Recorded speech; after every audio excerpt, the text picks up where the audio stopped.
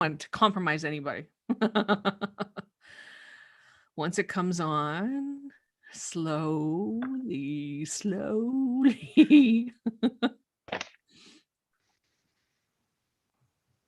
All right. Well, hello and good morning, everyone. Welcome to the Spirited Healing Academy. I am Reverend Michelle Scrimgeour-Brown, and it's my pleasure to welcome you all here today on behalf of, actually, you know what I was just doing, you guys? I just went into my wedding script. I was about to say, welcome, my pleasure to welcome you all here today on behalf of the bride and groom's name. That's not what I'm doing. Right.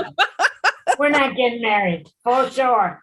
Welcome to the Spirited Healing Academy. I am your overtaxed, working hard Reverend. It truly is my pleasure to be here with you all this morning. Here at the Spirited Healing Academy, we are an assembly of people who will teach each other to find the miracle of joyful living from life circumstance to accomplish that which seems impossible.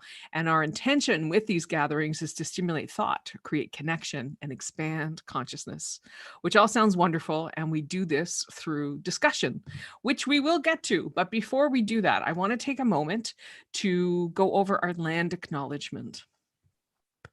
As the journey towards reconciliation in Canada continues, and we strive to fulfill the Truth and Reconciliation Commission's calls to action, it is important that we continue to build relationships and engage in ongoing education.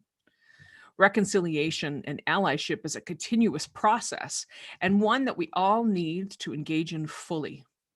With this in mind, we must take every appropriate opportunity to acknowledge the traditional territory on which we reside.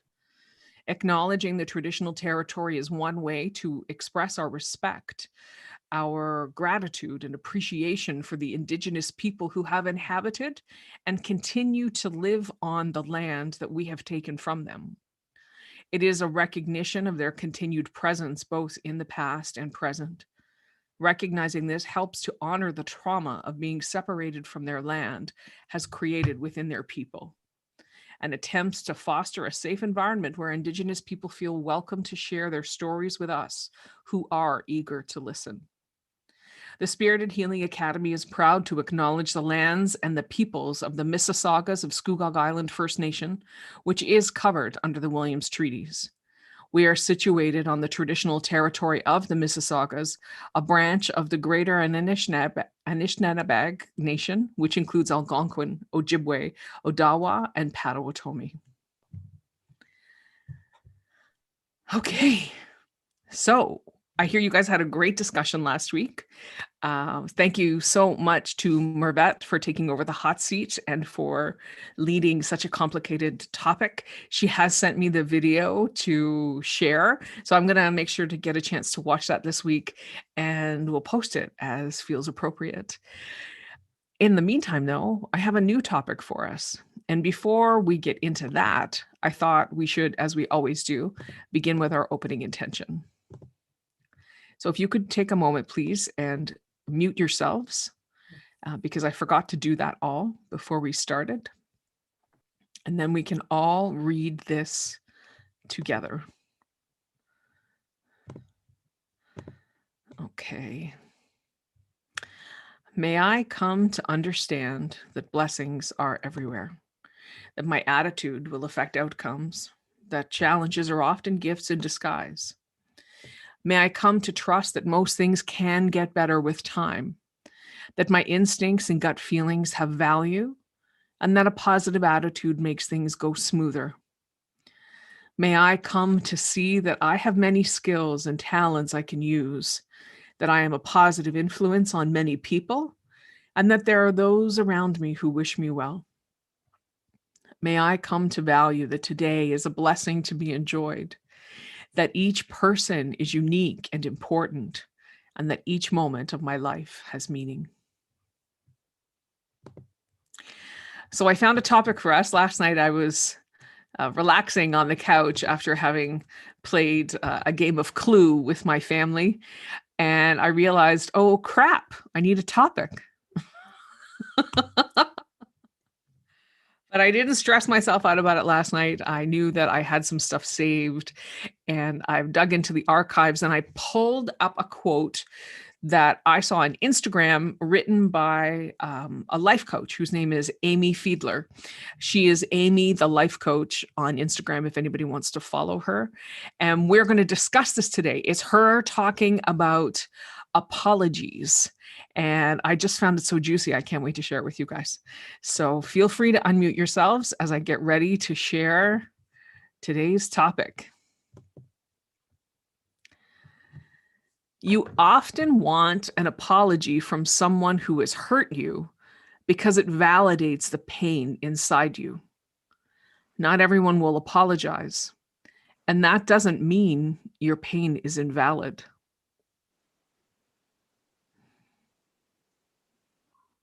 When I first read this, it gave me shivers.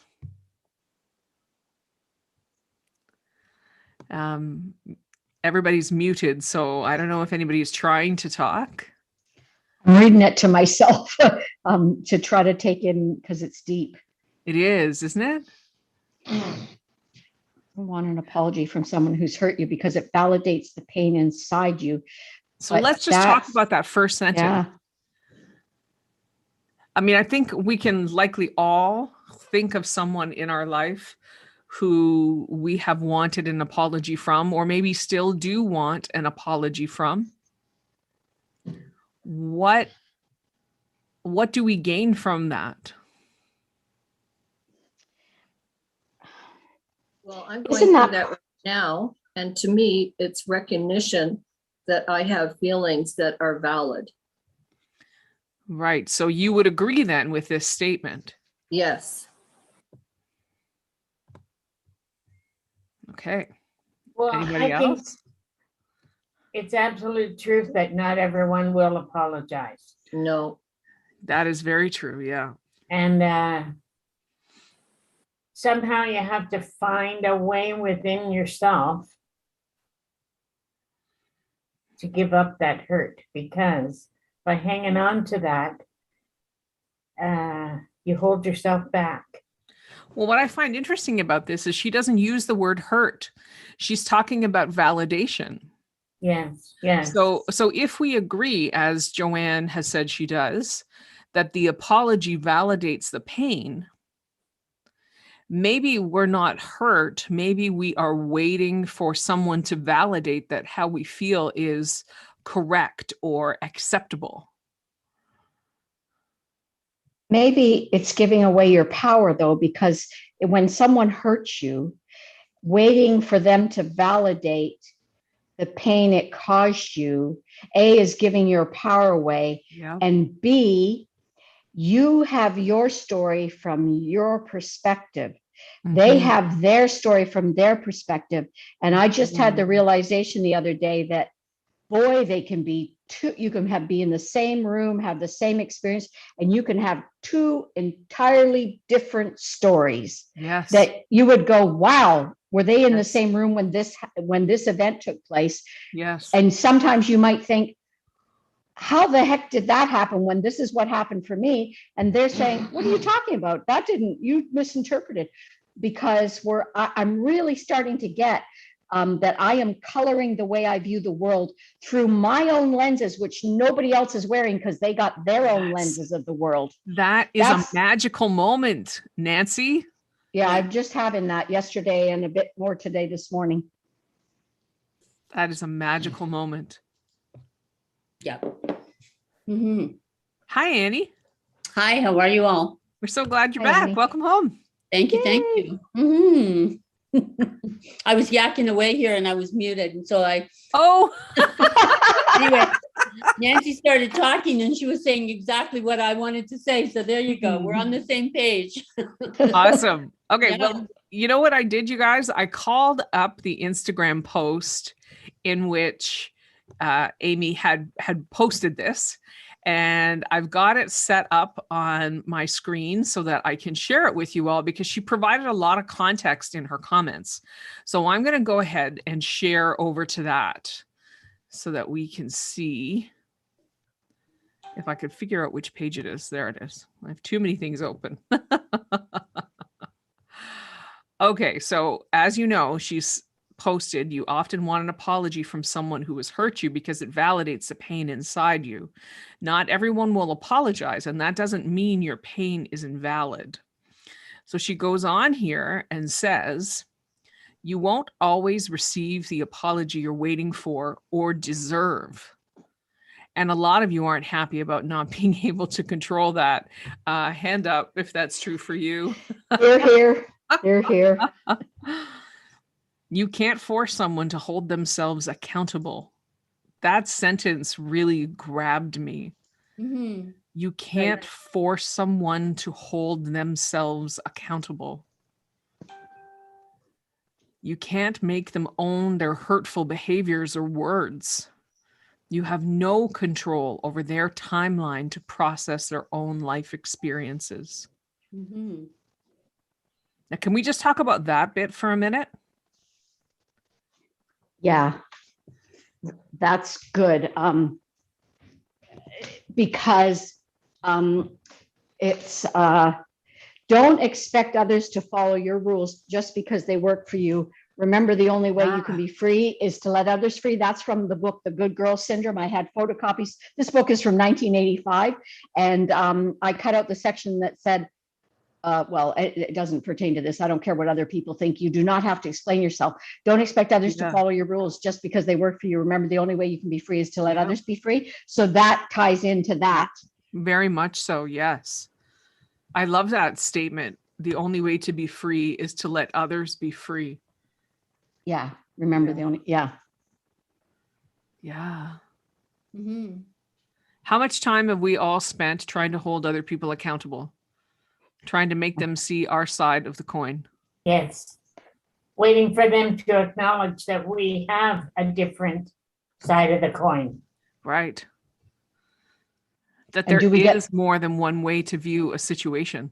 Yeah. and do we get mad at them if they don't see our way of looking at things?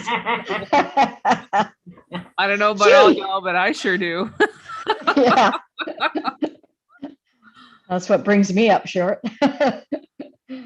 You are not listening to me. You don't know what I mean. You have no respect for me. Did Yeah. you even hear what I said? Yeah. Yeah. Yeah. So what I think I took away most from that sentence is a genuine recognition of how much energy I've wasted Yeah. trying to bring people into my experience. When the key there is it's my experience. Mm-hmm. Totally. It's like the holistic psychologist says, witness your ego as an observer when you're triggered. The first step I memorized them was breathe.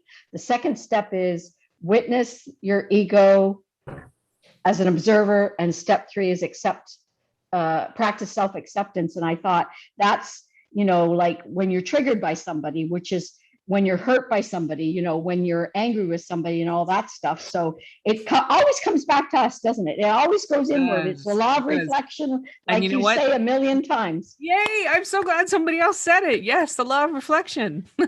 My little guidepost in life. Okay, I'm going to go back to the post because the next part is exactly what you were just talking about, Nancy. It's a great segue, that self-acceptance. She writes, what you do have complete control over is validating your own experience and your own feelings. Mm-hmm. This is where we get into language like it's true for me. It maybe isn't true for you, but it's true for me. What you're wanting from that other person is validation and acknowledgement that your pain is or was real. You won't always receive that from them, however, and even when and if you do, it's important to validate your own feelings and experience. Mm-hmm. Yes. Yeah. Yeah. I think I shared with all of you a little while ago that my father had been back in touch with me and was looking to reestablish a relationship. And the process was very difficult, and I might even say ugly for me. It caused a lot of things to come to the surface, which obviously needed to, right, to come out. But I would say that that is exactly what happened for me through that process.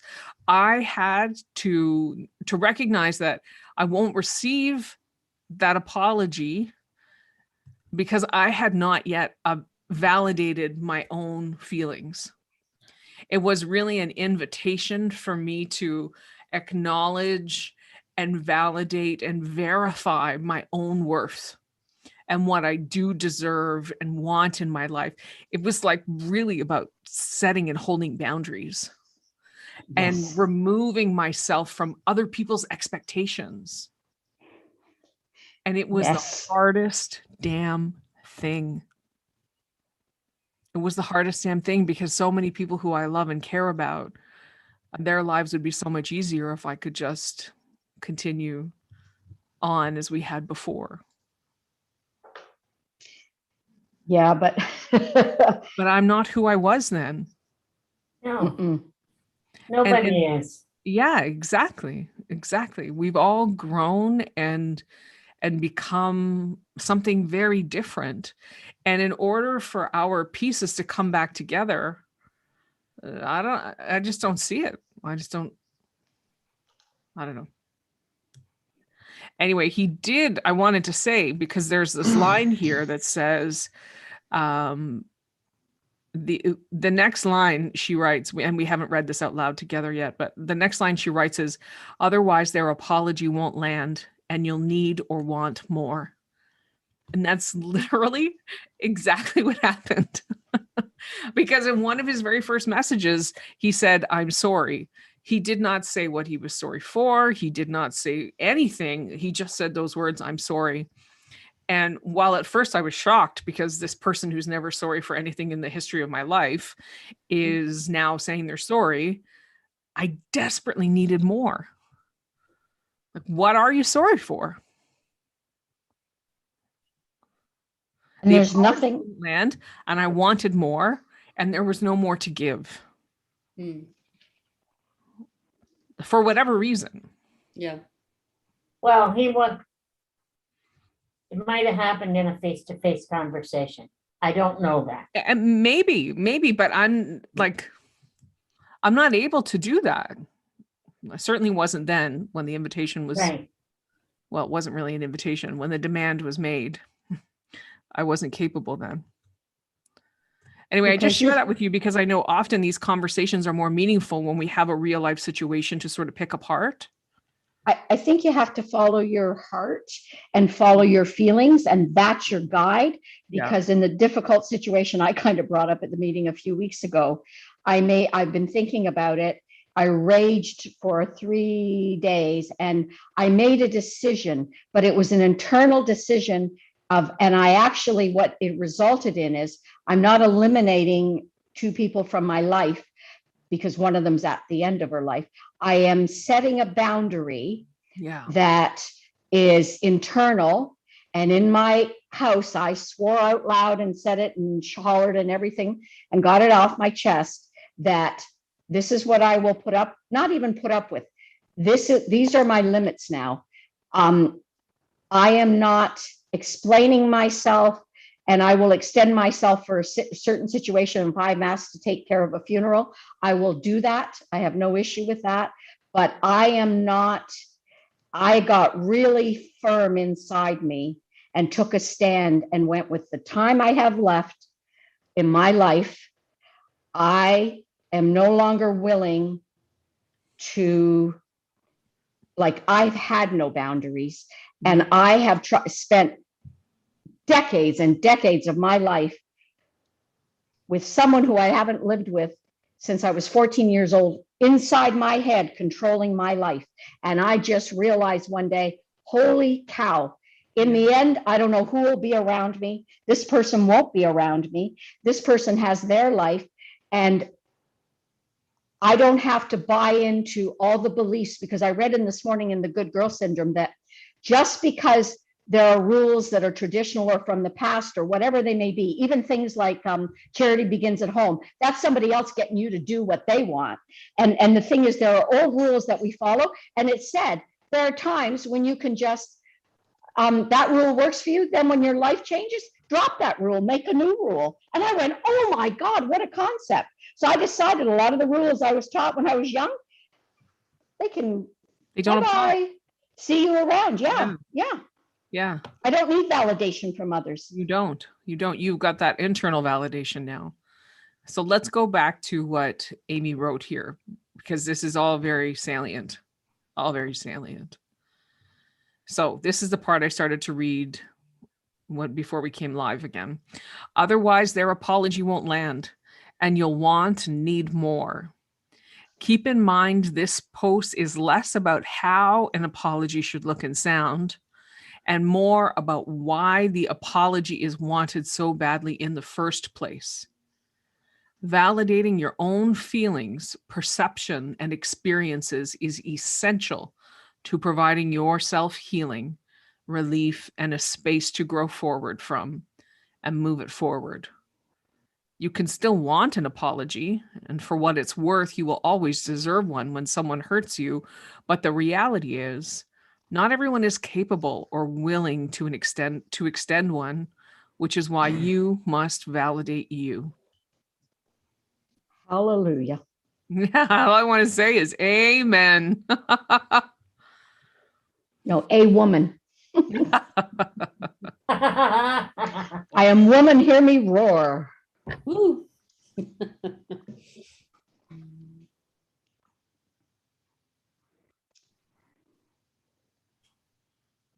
So is that it? Our conversation is, yep, I agree, correct? No, I think she said it. It comes down to getting validation from yourself for your feelings and experiences.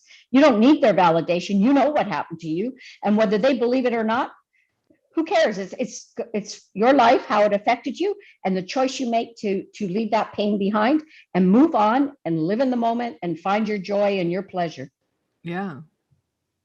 And that's quite a lot of personal growth involved in getting there. Very much Absolutely. so. To give up the need to have that apology. Oh. And yeah. And like, I was just thinking about how when I was in the midst of all of that mud, it was there that I made some really clear observations about how my value structure had changed and what really mattered to me. People always say, well, family is everything. My family is the most important thing. The problem there is that I was excluding myself from being part of my family. I have to be my most important thing. Yes. Okay. And what I came to realize through it too was I don't value having a large together family over my own peace. My peace is the most important thing. And I have the most peace that I've ever had in my entire lifetime now. And I'm not going to sacrifice that. I'm actively safeguarding that. Because Good right for now you. it's still not normal. It's not normal to feel so peaceful, right? It's like this whole lifetime I've had has been full of, ups and downs and wonderful and exciting and dramatic and painful and horrible. Chaotic. All of it, the whole spectrum of life. And I don't think that's a bad thing, but for a long time, it was my normal for there to be lots of chaos and lots of drama and lots of frustration and lots of pain. And so when I started feeling really peaceful, I was like, oh my God, my life is so boring. Nothing's happening. There's nothing to talk about. So I have to firmly safeguard this feeling of peace until that becomes my normal. Does that make sense?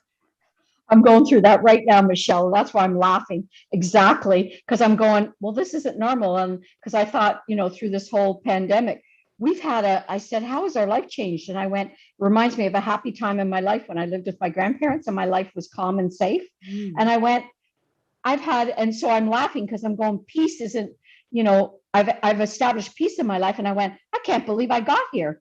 And now it's developing the gratitude for saying, and I said, oh my God, I'm so boring now. But it's not, it's like, I'm actually having fun and finding my joy and pleasure now. Yes. Yes. And emphasis on my joy, Mm-hmm. my pleasure. Yeah. And the Good Girl book talks about how women have been raised to please men and look, it said, look men in the eye when you talk to them. And I went, oh my God, I don't know that I do that. And it said all the things. And I was, I can't say I believe everything. It was written in 1985 by a man and a woman. But I have to say, realizing you can just be you and you don't have to explain or apologize for being female or whatever you are that isn't approved by the male, by the traditional patriarchal society we've been in. It's, we're valid with our feelings and our emotions and just being who we are. And that's really, and your happiness is your responsibility. It's okay to put your joy first. Yeah. In fact, you must. Yeah. And I noticed I realized in my life now, except for 2 relationships, which are family, which I'm keeping in my life and dealing with at a distance anyway. I've come to terms with that and working a few more things out in my heart. But I have wonderful people in my life now. Like, I don't have big issues with anybody in my life now, except for my 2 people of origin, and I love them. I love them dearly, but we are different, dramatically different people. And I just have to accept they're on their life journeys and I'm on mine. And that's it. Well, I posted that on Instagram this week, right? I only know what's right for me. Bingo. I only know what's right for me. And you only know what's right for you.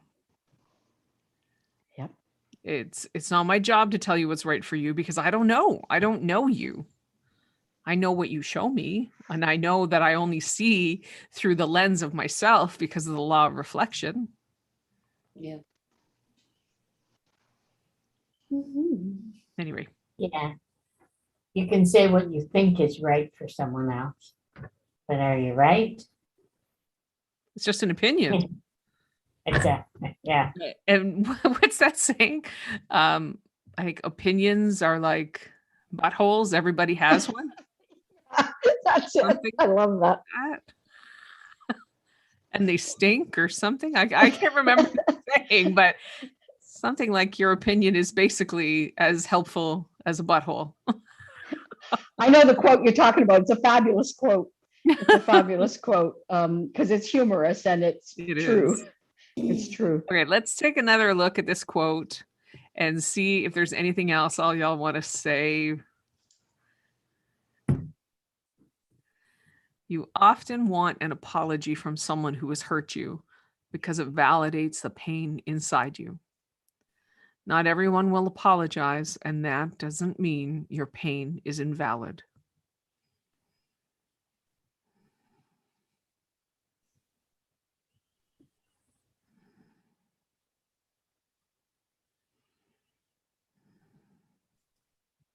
What do we gain from people validating our experience? Why do we seek that? I think it gives you a little bit of peace of mind to know that you were right. You were right in what you were feeling. Other people shared your opinion. Is it permission? Is it giving us permission then? You said to know that we were right. Is that more about permission? Permission to know you were right? Yeah, I guess so. Or permission to feel how we feel? Yeah. Because who's to More say that. you were right or you were wrong, right? We don't need that to come from outside of us because no one else knows us the way we know ourselves. Yeah. And when we say there's no absolutes, yeah, I don't know. It's the right and the wrong sort of being attached to an absolute. I am absolutely right, and you better see it Right. my way or else, right? Like, it's a big key piece there. I think the internal validation is the only thing that really counts in all of this. But it's hard for us to see that when we're in the moment of all the feeling, right? All the angst and the pain and Yeah. So this is bringing up another question for me now that we've gone down this little rabbit hole. We often talk about meaningful, valuable relationships being ones in which we feel seen. Mhm. And if we're asking to be seen, that is an external validation. Yep. Right? Yeah. Maybe? I think I don't know. so. Is it twisted Yeah. to want to be seen? I guess that's really what I'm thinking. Is it a dangerous thing to be chasing? Is that our ego, right? That's needing that because within, like they'll tell us, answers we're seeking are within us, Yeah, and exactly. Yeah. we're all one. We are all that we. I feel like I need to flush this out. I gotta write it down. Is seeking, what did I say? Was anybody paying attention? No validation, Oh, is seeking being seen right? a toxic trait? Okay. I have to explore that a little bit. Maybe it's based on why you want to be seen. There could be good reasons why you want to be seen and reasons why it's based in a, not a bad way. I don't like judging it that way, but what's your intention? What is your intention with wanting to be seen? You know, this is so juicy to me. It is juicy. I'm thinking about, okay, so I don't know if I've ever said this to this group before, but I firmly believe we live in a traumatized world. All of us have trauma, and all of us are responding from our trauma. And the path of healing is about stepping out of our trauma and into who we really are. So, Nancy, you just said it could be about the intention behind wanting to be seen. And I was thinking about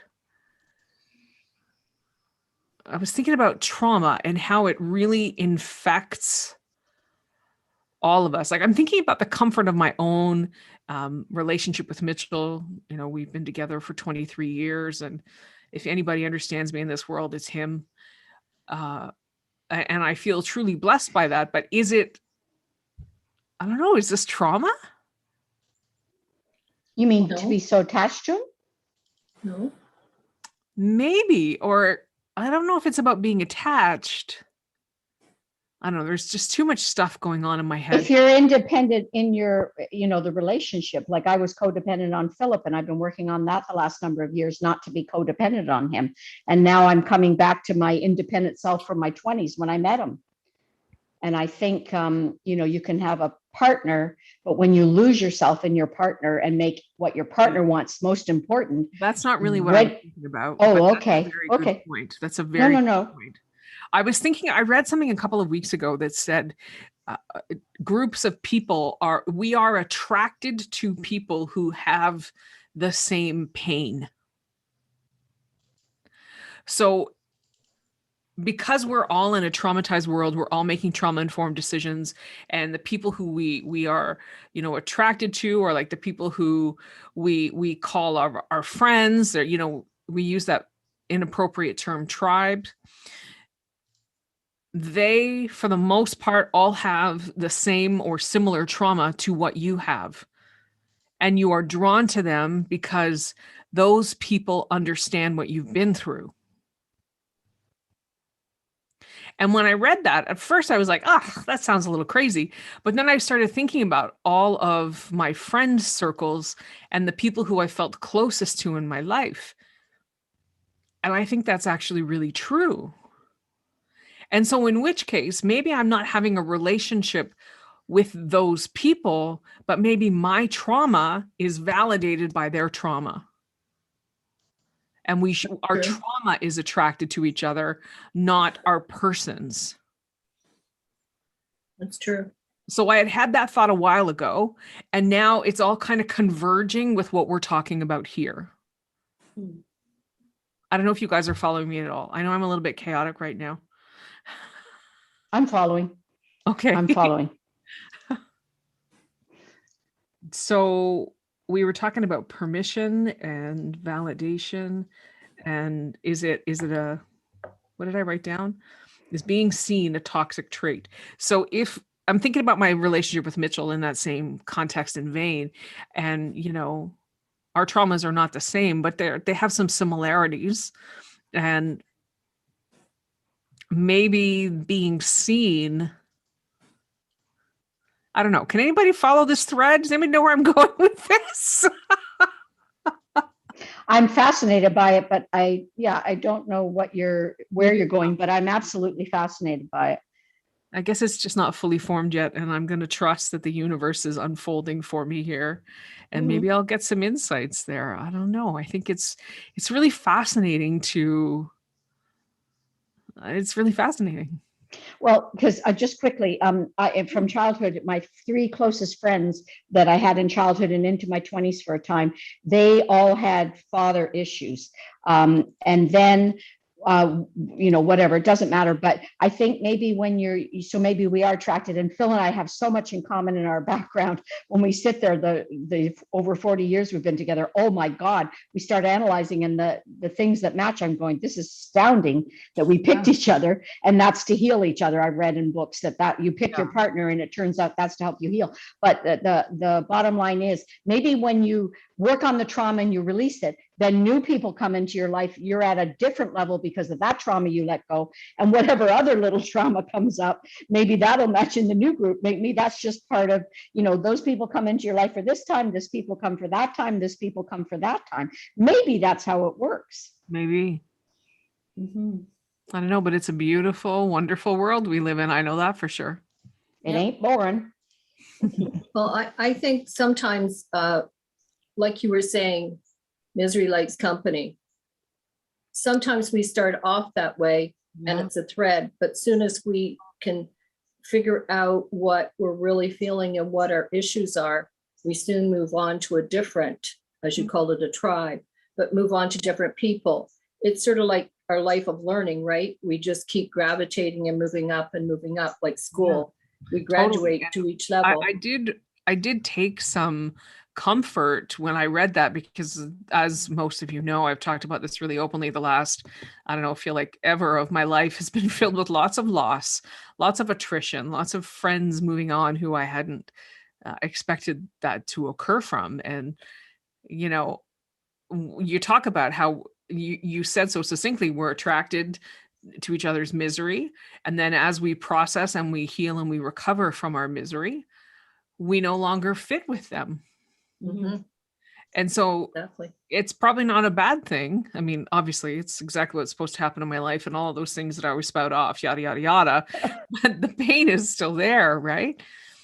And the pain is there because I think I didn't have an awareness of how much more has come in the space that was created by those relationships leaving.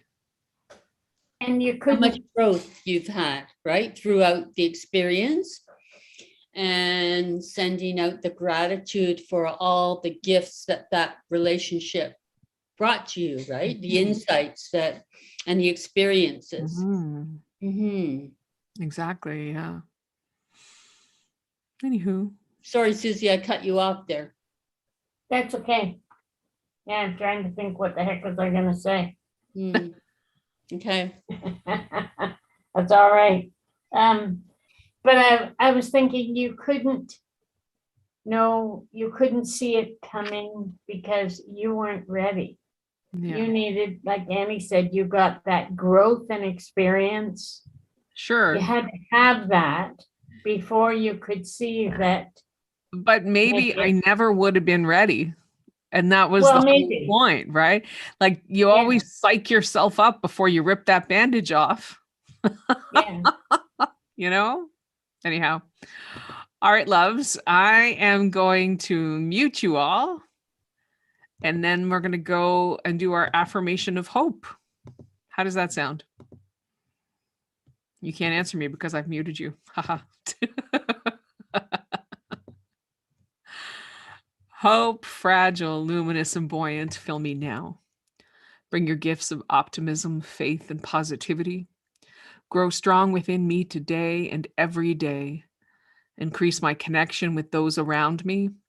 Balance my moods with a lightness of being and touch all those I meet with blessings. Hope, fragile, luminous, and buoyant, fill me now. Humble and expand my heart with openness, making me compassionate, relaxed, and kind. Aware of the many blessings I have each day, making of me a better, more human person. Hope is a gift that passes through me to others. And so it is. Thanks for being here, everybody. I hope you have a tremendous week. And I'll catch up with all y'all next Sunday. Love you. Thank Bye, you. everyone. You too. Thank you. Reverend. Bye. Have a great Bye. week. Everybody Bye. have a great week.